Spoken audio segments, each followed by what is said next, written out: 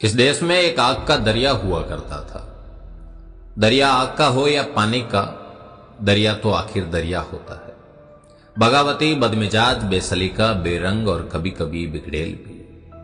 दरियाओं की कहानी कभी सैलाब बनने की होती है, कभी फौलाद होने की, तो कभी पानी इतना बह जाता है कि कीचड़ होना पड़ता है, लेकिन वो आखिर में रहता तो एक दरिया ही है।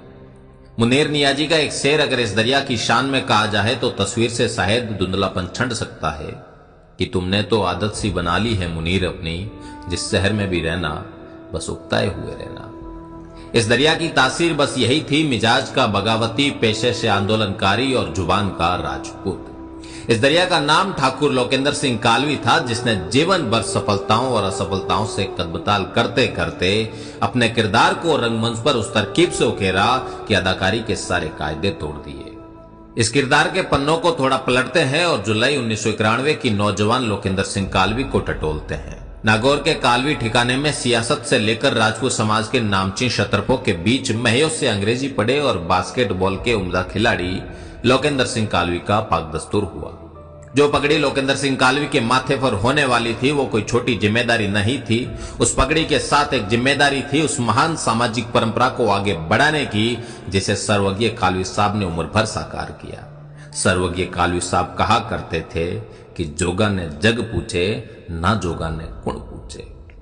मैंने लोकेंद्र सिंह कालवी साहब से यह बात ना जाने कितने मंचों से सुनी थी कि मैं माथे पर कल्याण सिंह कालवी की पगड़ी पहनता हूं और इसका मुझे हमेशा गर्व है, लेकिन अगर मैं मेरे गांव के हरिजन की पगड़ी भी पहनता तो उसका भी मुझे उतना ही गर्व होता। मैंने अपने पिता से सीखा है, जो अपनी जात का नहीं वो अपने बाप का नहीं, और जो अपने बाप का नहीं वो राष्ट्र का कैसे हो सकता है। अपने पिता द्वारा दिए गए इन्हीं उसूलों के पतवार थामे लोकेंद्र सिंह कालवी उसी विरासत के महान समंदर में जीवन भर गोते लगाते रहे। कभी तैर लिए, कभी हिचकोले खाए, तो कभी डूबने से भी नहीं बच पाए।